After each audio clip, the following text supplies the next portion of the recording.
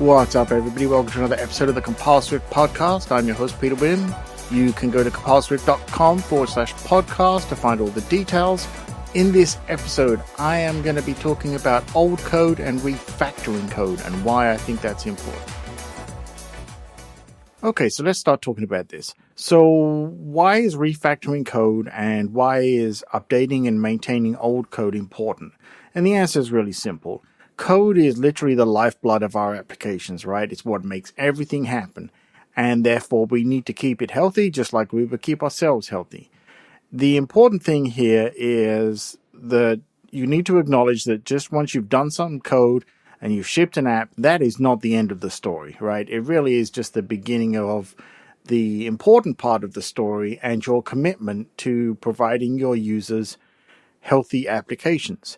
Now, for example, there's several different ways you can look at this. Firstly, year after year, we get new versions of tools. We get new versions of frameworks. The Swift language, for example, third-party libraries. All of these things grow and change over time.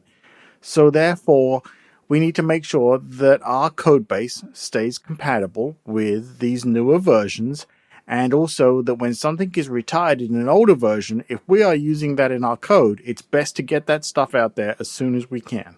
There's nothing worse, I think, than knowing that you have old things in your code that are either out of date or incompatible with newer versions, and you say to yourself, oh, I'll get to that one day, right? Because that to-do list is just going to keep growing and growing and growing. And at some point, it becomes very unmanageable. If you haven't touched your code base in, say, a year, for example, I think that when you go back and you look at it, you're probably going to find things in there that may not work anymore. You may not even be able to compile your code anymore. That's happened to me on one of my personal applications that I dug out from the archives that I played around with a couple of years ago. And the first thing I had to do was start fixing all the errors to get it to even compile in its current state before I could start work on it. So you really want to try and avoid that. Now, I'm going to suggest a couple of techniques later on that I think were good for handling these kind of scenarios.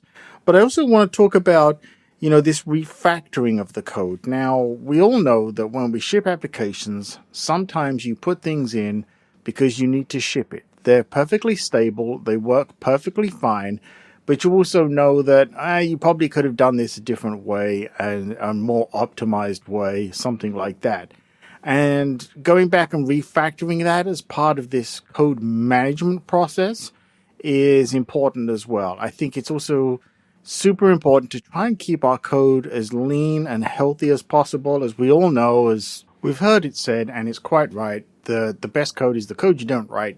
There's no problems with it, so if you can not write a line of code, even better. Well, a lot of the time refactoring, you can be removing more lines of code from your code base, which, works right in line with that statement.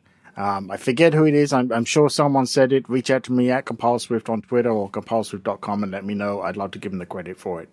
Right in line with that, as languages progress and get better and have more functionality and get improved, we use a lot of third-party libraries, and eventually some of those third-party libraries are no longer needed because they become part of the core language itself.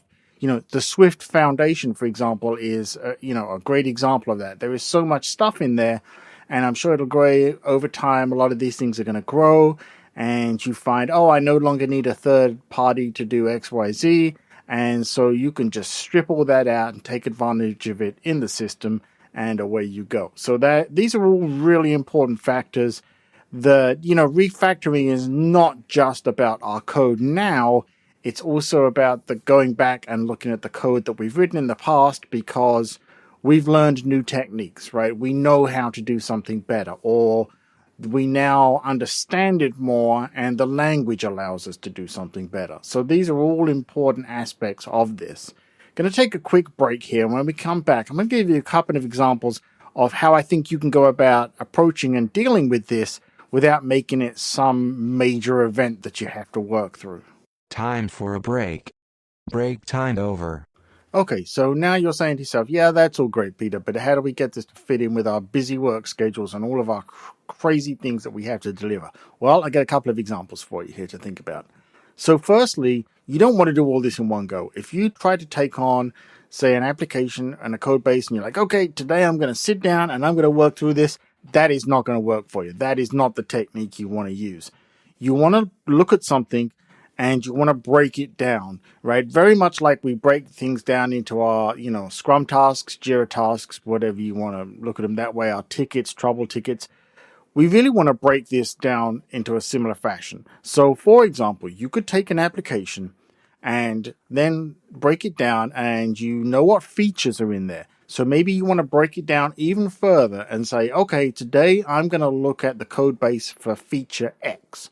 And the first thing you want to do is go through it, make yourself some notes. Don't just dive in and do it. You really want to come up with a list of things that you plan to do.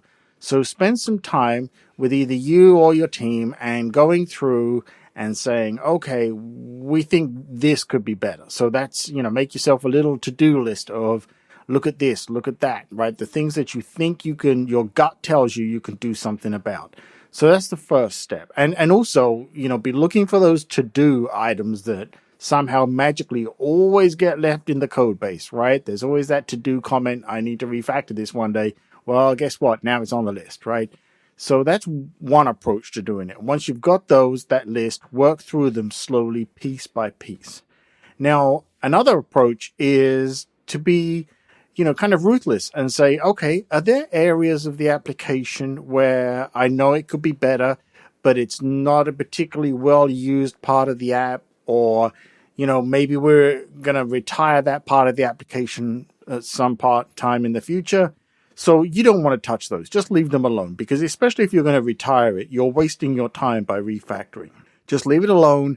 And then, you all agreed you're going to kill off that feature. So there's no point in spending any time on the code base.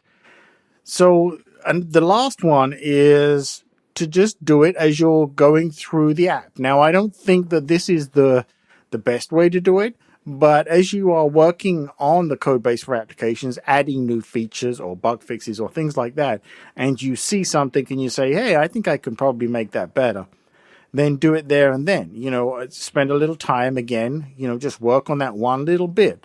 I personally don't favor this approach, because I think that when you're working on, a particular feature or a particular ticket or whatever it may be, that really needs to be your focus, and then move on to the next one. So I really don't think this kind of inline approach of fixing is necessarily the best one. Personally, I favor the first approach that I suggested, where you break it down and make a list and then work through it that way.